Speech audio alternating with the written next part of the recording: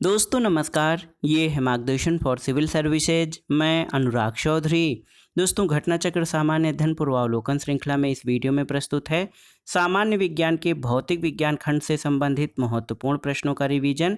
इसमें हम प्रकाश अध्याय से संबंधित महत्वपूर्ण प्रश्नों को कंटिन्यू करेंगे जो आपके आगामी विभिन्न परीक्षाओं जैसे यूपीपीसीएस प्रारंभिक परीक्षा, आरओ यानी समीक्षाधिकारी, सहायक समीक्षाधिकारी तथा अन्य राज्य लोक सेवा आयोगों जैसे उत्तराखंड, बिहार, राजस्थान, मध्य प्रदेश और छत्तीसगढ़ पीसीएस द्वारा आयोजित परीक्षाओं के लिए बहुत ही उपयोगी हैं। तो आइए शुरू करते हैं भौतिक विज्ञान के अंतर्गत प्रकाश अध्याय से संबंधित महत्वपूर्ण प्रश्नों का रिवीजन। पहला प्रश्न है दोस्तों, एक समतल दर्पण की वक्रता त्रिज्या कितनी होती है आपको बताना है। ऑप्शन है 0, 1, अनंत, 1 और अनंत के बीच। तो सही उत्तर क्या हो जाएगा दोस्तों? समतल दर्पण की वक्रता त्रिज्या जो है वो अनंत होती है। आप देख सकते हैं यहाँ पर समतल दर्पण दिया गया है। समतल दर्पण की जो वक्रता त्रिज्या है वो अनंत होती है। अगला प्रश्न है दोस्तों, आवर्धक कांच में किस प्रकार का लेंस प्रयोग किया जाता है। ऑप्शन है नतोदर यानी अवतल, समतल अवतल, उत्तल लेंस, उत्तल दर्पण या उपर्युक्त में से कोई नहीं या उपर्युक्त में से एक से अधिक। तो सही उत्तर है आवर्धक कांच या मैग्नीफ्लाइंग ग्लास में दोस्तों, मैग्नीफाइंग ग्लास में जो है उत्तल लेंस यानी कॉन्वेक्स लेंस का प्रयोग किया जाता है। तो ऑप्शन सी आपका सही उत्तर है।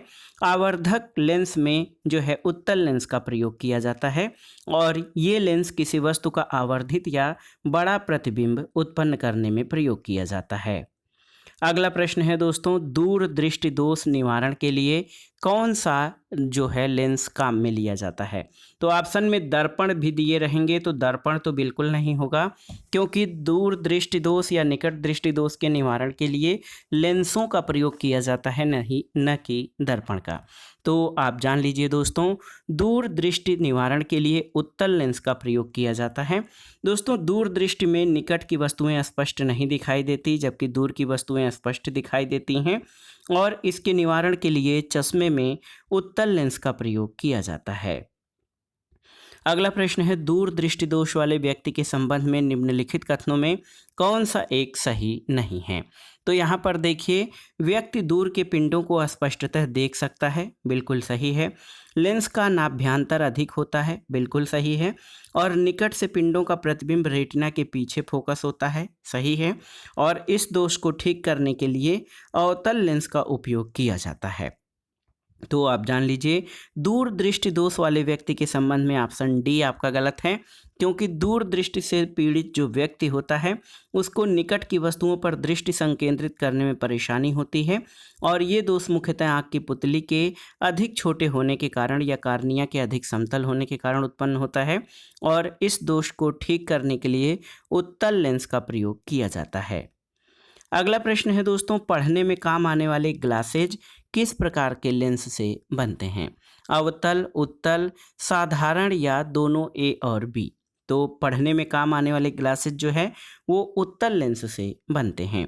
दोस्तों आप जान लीजिए, बीच में मोटे और किनारे पर पतले आकार वाले ग्लासेज को उत्तल लेंस या कॉन्वेक्स लेंस कहा जाता है। ये अनंत से आने वाली किरणों को सिकोड़ता है, अतः इसे अभिसारी लेंस भी कहते हैं। उत्तल लेंस या अभिसारी लेंस का उपयोग पढ़ने के काम आने वाले ग्लासेज में करते हैं और ये दूर दृष्टि दोष के निवारण के लिए भी प्रयुक्त होता है। अगला प्रश्न है दोस्तों, निकट दृष्टि दोष दूर करने के लिए निम्नलिखित में से कौन सा लेंस उपयोग में लाया जाता है। तो आप जान लीजिए दोस्तों, निकट दृष्टि दोष दूर करने के लिए जो है कौन सा लेंस, तो आप जान लीजिए कॉनकेव या नतोदर या अवतल लेंस प्रयोग किया जाता है। दोस्तों निकट दृष्टि दोष के निवारण के लिए नतोदर, अवतल या अपसारी लेंस का प्रयोग किया जाता है। अगला प्रश्न है दोस्तों, निकट दृष्टि दोष को ठीक किया जाता है कैसे।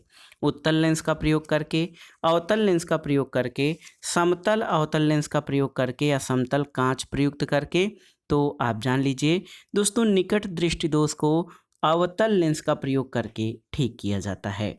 निकट दृष्टि दोष से पीड़ित व्यक्ति निकट की वस्तु तो देख लेता है, लेकिन एक निश्चित दूरी से अधिक रखी वस्तु को स्पष्ट नहीं देख पाता है। इस दोष के निवारण के लिए व्यक्ति के चश्मे में अवतल लेंस का प्रयोग किया जाता है। अगला प्रश्न है, मायोपिया या निकट दृष्टि दोष को ठीक किया जाता है कैसे? तो आप जान लीजिए, मायोपिया या निकट दृष्टि दोष में दोस्तों इसको दूर करने के लिए अवतल लेंस का प्रयोग किया जाता है। अगला प्रश्न है, निकट दृष्टि दोष की रोग मुक्ति होती है किससे? तो किस लेंस से?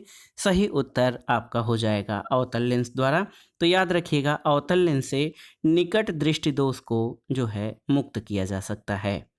अगला प्रश्न है, जब एक व्यक्ति तीव्र प्रकाश क्षेत्र से अंधेरे कमरे में प्रवेश करता है तो उसे कुछ समय के लिए स्पष्ट दिखाई नहीं देता, बाद में धीरे धीरे उसे चीज़ें दिखाई देने लगती हैं। इसका कारण क्या है?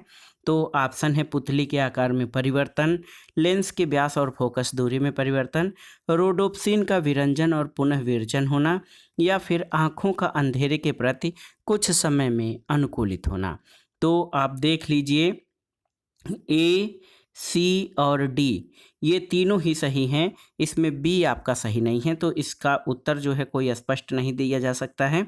आँखों में स्थित कोन फोरिसिस फोटो रिसेप्टर जो होता है वो तीव्र प्रकाश की स्थिति में कार्य करने के लिए अनुकूल होते हैं, जबकि राड रिसेप्टर जो होते हैं वो अंधेरे में कार्य करने के लिए अनुकूल होते हैं। तीव्र प्रकाश में रोडोप्सिन या राड रिसेप्टर समाप्त हो जाता है या क्षीण होकर निष्क्रिय हो जाता है, जबकि अंधेरे में रोडोप्सिन के पुनः विरचन या पूरा संश्लेषण होने के कारण अंधेरे में रखी वस्तुएं दिखाई देने लगती हैं।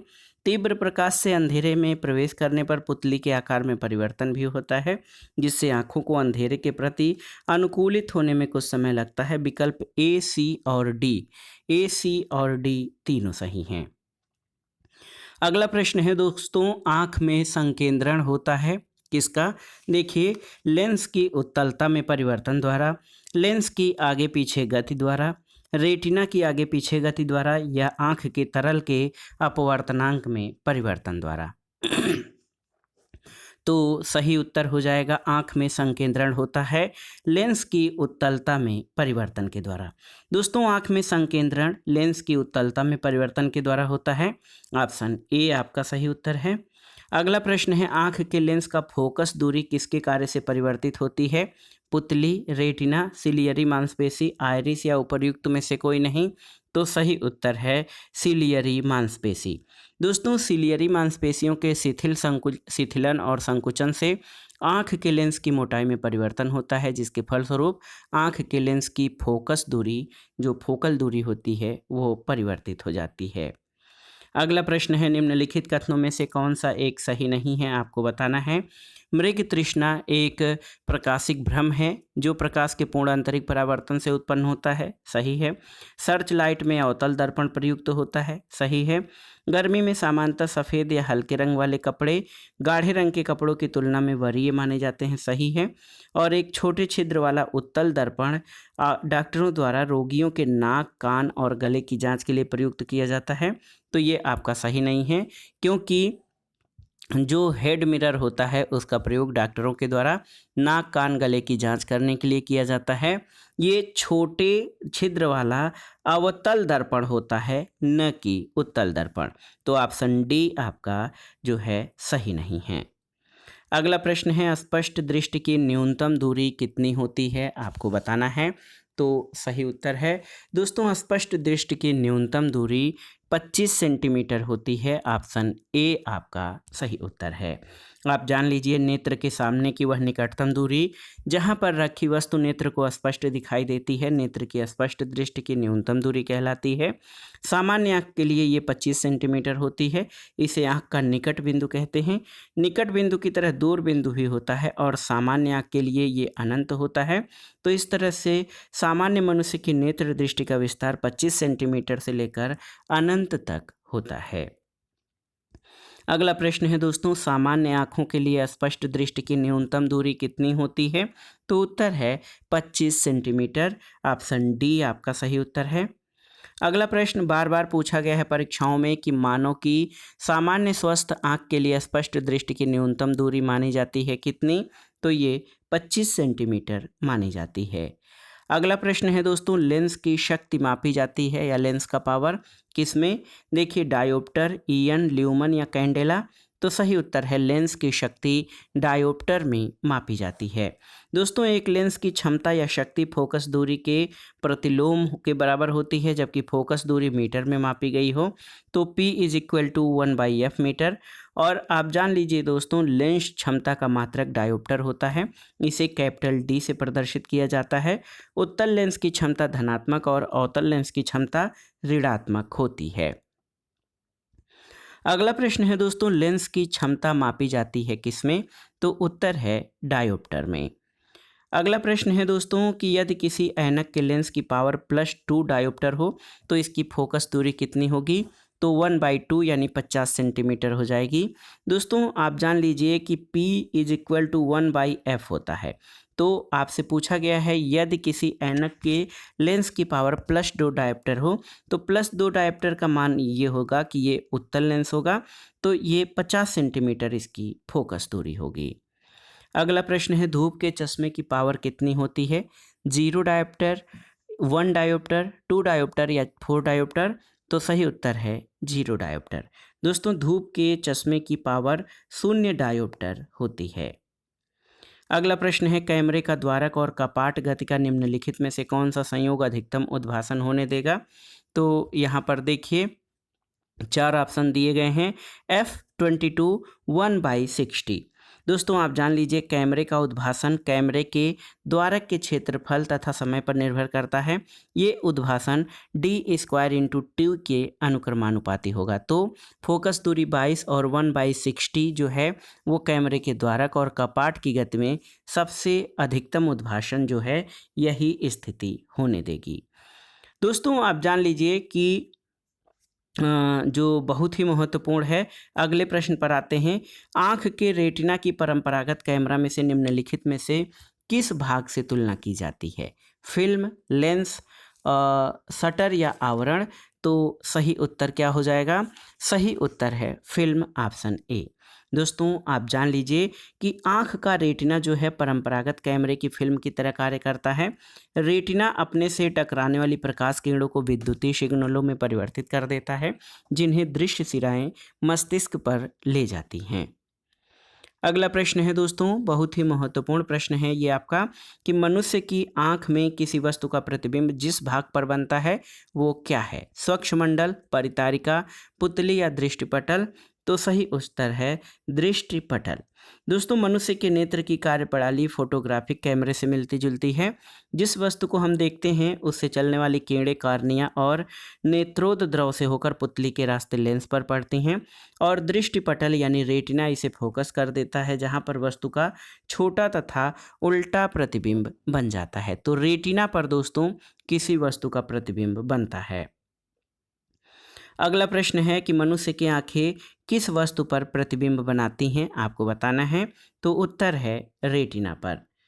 अगला है दोस्तों, दूर दृष्टि दोष में प्रतिबिंब निम्नलिखित पर बनता है। रेटिना पर, रेटिना के आगे, रेटिना के पीछे या अन्य बिंदु पर? तो सही उत्तर है रेटिना के पीछे। दूर दृष्टि दोष से पीड़ित कोई व्यक्ति दूर की वस्तुओं को स्पष्ट देख सकता है परंतु निकट रखी वस्तुओं को स्पष्ट नहीं देख पाता, और ऐसे दोषयुक्त व्यक्ति का निकट बिंदु सामान्य निकट बिंदु यानी 25 सेंटीमीटर से दूर हट जाता है, और ऐसे में पास रखी वस्तु से आने वाली प्रकाश किरणें दृष्टिपटल यानी रेटिना के पीछे फोकसित होने लगती हैं, जिससे व्यक्ति को स्पष्ट नहीं दिखाई पड़ता है। अगला प्रश्न है, किसी अपारदर्शी वस्तु का रंग उस रंग के कारण होता है जिसे वह अवशोषित करता है, अपवर्तित करता है, परावर्तित करता है या प्रकीर्ण करता है? तो दोस्तों, किसी अपारदर्शी वस्तु का रंग उस रंग के प्रकाश के कारण होता है जिसे वो परावर्तित करता है। ऑप्शन सी आपका सही उत्तर है। दोस्तों, जब प्रकाश किरणें किसी वस्तु पर आपतित होती हैं तो वो उनसे परावर्तित होकर हमारी आंखों पर पड़ती हैं और वस्तुएं हमें दिखाई देने लगती हैं। प्रकाश का परावर्तित भाग ही वस्तुओं का रंग निर्धारित करता है। अगला प्रश्न है दोस्तों, एक रंगीन टेलीविज़न या कलर टेलीविज़न में 3 आधारभूत रंगों के मिश्रण से रंग बनते हैं। ये रंग कौन से हैं? तो ऑप्शन देखिए, लाल, हरा और नीला, ये 3 आधारभूत रंग हैं। दोस्तों, रंगीन टेलीविज़न में प्रयुक्त होने वाली कैथोड किरण नलिका में तीन विभिन्न फॉस्फर का प्रयोग किया जाता है जो लाल, हरे और नीले रंग को उत्सर्जित करते हैं। अगला प्रश्न है, वे कौन से मूल वर्ण हैं जिनसे टीवी के पर्दे पर विभिन्न रंग प्रकट होते हैं? आपको बताना है। तो उत्तर है लाल, हरा और नीला, यानी रेड, ग्रीन, ब्लू। RBG या RGB याद रखिएगा, ये तीन मूल रंग हैं। अगला प्रश्न है दोस्तों, जब लाल, नीले और हरे प्रकाश का पुंज एक स्थान पर पड़ता है तब प्रकाश का रंग हो जाता है कैसा? बैंगनी, लाल, पीला या सफ़ेद? तो सही उत्तर है सफ़ेद। दोस्तों, प्रकाश में तीन मूल या प्राथमिक रंग होते हैं, लाल, हरा और नीला। इनको मिलाने से द्वितीयक रंगों जैसे पीला, मैजेंटा का निर्माण हो सकता है। एक प्राथमिक और द्वितीयक रंग के जोड़े को एक दूसरे का पूरक रंग कहते हैं। सभी प्राथमिक रंगों अथवा सभी द्वितीयक रंगों को मिलाने पर सफ़ेद रंग के प्रकाश की उत्पत्ति होती है। अगला प्रश्न है, निम्नलिखित में से कौन सा प्राथमिक रंग नहीं है? आपको बताना है। तो बहुत ही महत्वपूर्ण है, निम्न में से कौन सा प्राथमिक रंग नहीं है? तो ऑप्शन है काला, पीला, लाल और नीला। तो काला जो है ये प्राथमिक रंग नहीं है। अगला प्रश्न है दोस्तों, तीन रंग मूल रंग हैं कौन से? तो लाल, नीला और हरा। देखिए, लाल, नीला और हरा, ऑप्शन बी आपका सही उत्तर हो जाएगा। नीला, हरा और लाल ये मूल या प्राथमिक रंग हैं। अगला प्रश्न है, निम्नलिखित कथनों पर विचार कीजिए। पहला कथन है कि यदि मेजेंटा यानी रक्ताभ नील, लोहित और पीले रंग के दो वृत्त एक दूसरे को काटते हो तो प्रतिच्छेदित क्षेत्र का रंग लाल होगा। बिल्कुल सही है। यदि सायन यानी हरिताभ नीला और मैजेंटा यानी रक्ताभ नील, लोहित रंग के दो वृत्त एक दूसरे को काटते हों तो प्रतिच्छेदित क्षेत्र का रंग नीला होगा। तो दोनों ही कथन सही हैं, 1 और 2 आपके ऑप्शन सी सही उत्तर है। दोस्तों, जिस प्रकार लाल, हरा और नीला को प्राथमिक रंग कहा जाता है उसी प्रकार हरिताभ नीला, रक्ताभ नील, लोहित और पीला को प्राथमिक वर्णक माना जाता है। प्राथमिक रंगों या वर्णकों को आपस में मिलाने से श्वेत रंग का वर्णक प्राप्त होता है। जब रक्ताभ नील, लोहित और पीले रंग के दो वृत्तों को मिलाते हैं तो प्रतिच्छेदित क्षेत्र का रंग लाल होता है। कथन 1 सही है। उसी तरह हरिताभ नीला और रक्ताभ नील, लोहित रंग को मिलाने पर प्रतिच्छेदित क्षेत्र का रंग नीला होता है। तो कथन 2 भी आपका सही है। अगला प्रश्न है, सूर्य के प्रकाश में रंगों की संख्या कितनी होती है? तो आप जानते हैं 7 रंग होते हैं। सूर्य का श्वेत प्रकाश 7 रंगों का मिश्रण है जिसमें बैंगनी, जामुनी, नीला, हरा, पीला, नारंगी और लाल रंग होते हैं। जब श्वेत प्रकाश को किसी प्रिज्म से होकर पार कराया जाता है तो ये 7 रंगों में विक्षेपित या विभक्त हो जाता है, जिसे प्रकाश का वर्ण विक्षेपण कहते हैं। अगला प्रश्न है दोस्तों, निम्नलिखित रंगों में विषम रंग पहचानिए, हरा, भूरा, लाल और पीला। तो सही उत्तर है भूरा। दोस्तों, सूर्य के प्रकाश में उपस्थित रंगों विबग्योर में भूरा रंग नहीं पाया जाता है, इसलिए भूरा रंग असंगत है, जबकि हरा, लाल और पीला ये सूर्य के प्रकाश में पाए जाने वाले रंग हैं। आप जान लीजिए कि जब श्वेत प्रकाश को किसी प्रिज्म से होकर पार कराया जाता है तो ये 7 रंगों violet, indigo, blue, green, yellow, orange और रेड में टूट जाते हैं। इस घटना को प्रकाश का विक्षेपण अथवा वर्ण विक्षेपण कहते हैं। इंद्रधनुष का निर्माण इसी घटना के परिणाम स्वरूप होता है। अगला प्रश्न और प्रकाश अध्याय से संबंधित महत्वपूर्ण प्रश्नों का लास्ट क्वेश्चन है दोस्तों। आप देखिए, निम्नलिखित परिघटनाओं पर विचार कीजिए। यहाँ पर गोधूल से सूर्य का आमाप, उषा काल में सूर्य का रंग, उषा काल में चंद्रमा का दिखना, आकाश में तारों का टिमटिमाना, आकाश में ध्रुव तारे का दिखना, उपर्युक्त में से कौन से दृष्टि भ्रम है? तो देखिए, गोधूल से सूर्य का आमाप, उषा काल में सूर्य का रंग और आकाश में तारों का टिमटिमाना, 1, 2, 4 ये आपके दृष्टि भ्रम हैं। दोस्तों, संध्या के समय सूर्य का आकार बड़ा दिखना एक दृष्टि भ्रम है। उषा काल में सूर्य का लाल दिखना और आकाश में तारों का टिमटिमाना एक दृष्टि भ्रम है। आसमान में जगमगाते तारों को देखकर हमें ऐसा लगता है जो अनवरत नहीं चमक रहे हैं बल्कि पल पल चमकना बंद करते रहते हैं, लेकिन ऐसी बात नहीं है। तारे निरंतर एक समान चमकते रहते हैं। वायुमंडल में विभिन्न घनत्व वाली परतें होती हैं, इसलिए तारों से चलने वाले प्रकाश का अपवर्तन इन विभिन्न घनत्व वाली परतों से होता है और प्रकाश की मात्रा घट बढ़ जाती है। साथ ही वायुमंडल की परतें भी हिलती रहती हैं, इसलिए तारे टिमटिमाते हुए नजर आते हैं। तो दोस्तों ये था आज का वीडियो घटना चक्र सामान्य अध्ययन पूर्वावलोकन श्रृंखला के अंतर्गत सामान्य विज्ञान में भौतिक विज्ञान यानी फिजिक्स से संबंधित महत्वपूर्ण प्रश्नों का रिवीजन, जिसमें हमने विभिन्न परीक्षाओं के प्रीवियस ईयर्स में पूछे गए प्रश्नों को सॉल्व किया, जो आपके आगामी परीक्षाओं के लिए, आपकी समझ के लिए, आपकी तैयारी के लिए बहुत ही उपयोगी हैं। आप इन प्रश्नों को तैयार कर लीजिएगा। दोस्तों वीडियो आपको कैसा लगा हमें कमेंट बॉक्स में ज़रूर बताइएगा। वीडियो को लाइक करें, शेयर करें और इस चैनल मार्गदर्शन फॉर सिविल सर्विसेज को सब्सक्राइब करें। वीडियो देखने के लिए धन्यवाद दोस्तों। नमस्कार।